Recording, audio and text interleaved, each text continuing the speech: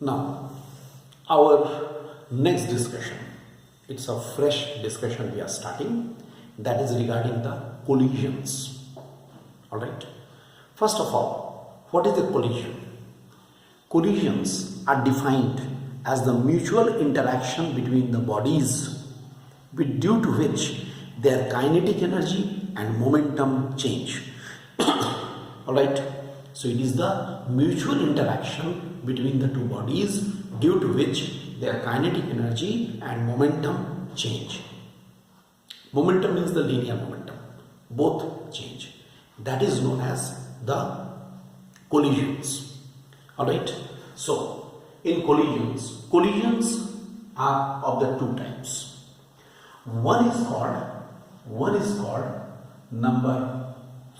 First one is called the elastic collision and second one is called the inelastic collision.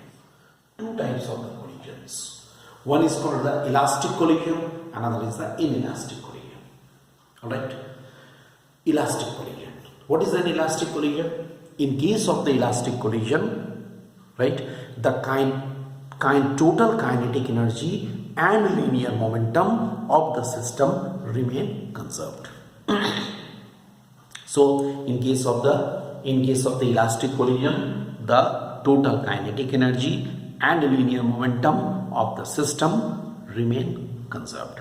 Both will remain conserved, the total kinetic energy as well as the linear momentum. Whereas in case of the inelastic collision, only the linear momentum remains conserved but kinetic energy is not conserved. Alright.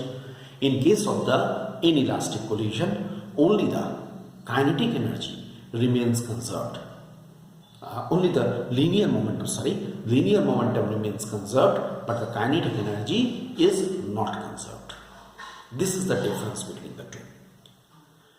Today, in our today's discussion, mainly we are to discuss regarding the elastic collision. First, we are to discuss regarding the elastic collision. Okay, so let us discuss the elastic collision in one dimension. Right. Our discussion is regarding the elastic collision in one dimension. To discuss that, let us consider a body of mass m1 and this is the another body of mass m2. Try to follow the situation. They are moving with the speeds u1 and u2 respectively along the same direction. Okay, very clear. m1 and m2 are the two masses. Okay. And they are moving with the different speeds u1 and u2 respectively along the same direction. Okay, let us say along the x-axis, along the same direction they are moving. Suppose u1 is greater than u2. If u1 will be greater than u2, then what will happen? A collision will be taking place because m1 will hit m2. And suppose after that their speeds become v1 and v2 respectively and they continue to move along the same direction.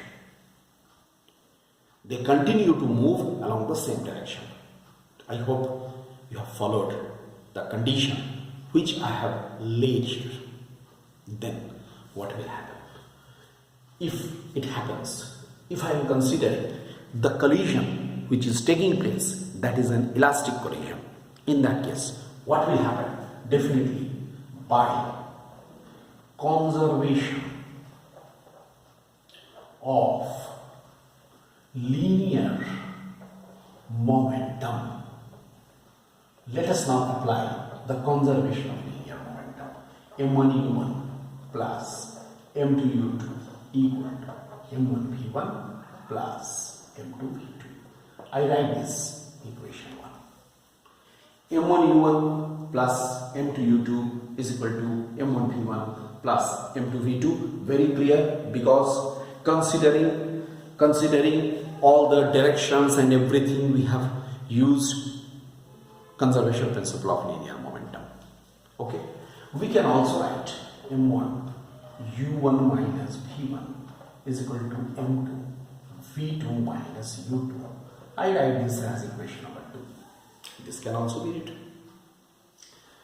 Now, by conservation of kinetic energy, let us apply the conservation principle of kinetic energy. Then what will happen? Half m1 u1 square plus half m2 u2 square is equal to half m1 v1 square plus half m2 v2 square. Obviously, kinetic energy before collision must be equal to kinetic energy after collision. From both sides, definitely half will be cancelled, and how much we shall get? We shall get m1 u1 square minus v1 square is equal to m2 v2 square minus u2 square. And I write this as equation number 3. Very clear. This is the equation number 3. Look. Okay. Then what will happen? Dividing. I write here on dividing equation 3 by equation 2. We are dividing equation 3 by equation 2. How much we shall get? u1 plus v1 is equal to v2 plus u2. Because you know it will be factorized. m1 m2 will be cancelled. It will be factorized. u1 plus v1 into u1 minus v1. So this we shall get. Or you can say u1 minus u2 is equal to v2 minus v1. I write there equation number 4. Look, a very important equation I am getting. What is this? This is, see, since they are moving in the same direction from the, I think we know from our concept of the relative velocity. You know, in case of the relative velocity we have discussed, when the bodies are moving in the same direction, then the vector difference. So what is this called? This is called relative velocity of approach is equal to the relative velocity of separation. This is called the relative velocity of approach. This is called the relative velocity of separation. Alright? This is relative velocity of approach is equal to the relative velocity of separation. This we are getting from here. Alright? And here v2 minus v1 by u1 minus u2, which is equal to 1 here. This is known as E. What is this called? This factor is called coefficient of restitution. Look the spelling. Look at the spelling. The coefficient of restitution. For the elastic collision, its value is 1. What is this? It is the ratio of the relative velocity of separation to the relative velocity of approach. Fine. Then we come to the next part. Now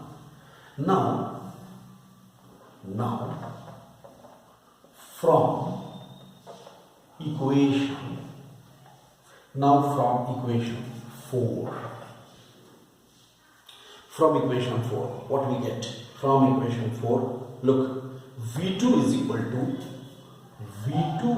to U1 minus U2 plus V1. Try to follow what I want to do. I am writing now the expressions for V1 and V2. For that, what I am doing, if I want to write the expression for V1, then what I am doing, I am eliminating V2. V2 is equal to, from equation 4 again you see it's a bit mathematical. V2 is equal to U1 minus U2 plus V1. Now putting it in equation number 1, right?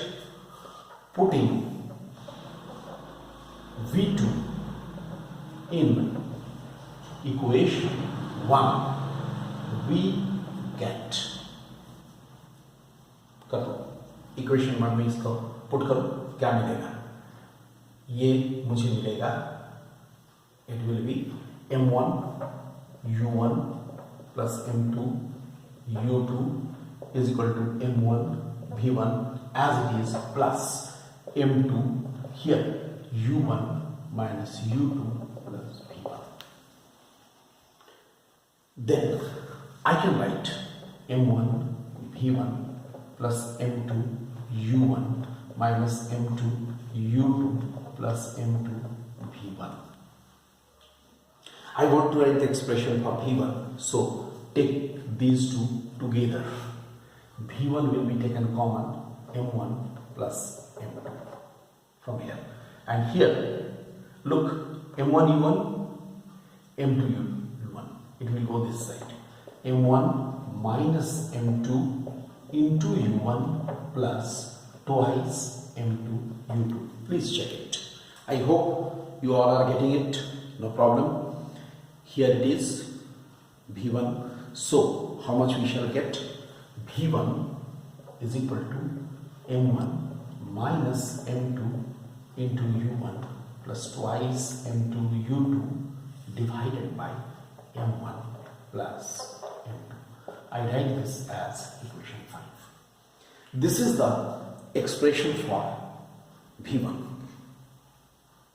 Alright, this is the expression for v1. Now, in the similar way, I will find out the value of v2, but we can write it similarly in that way, and after that we have to discuss these cases. So, in the next lecture, I am continuing this.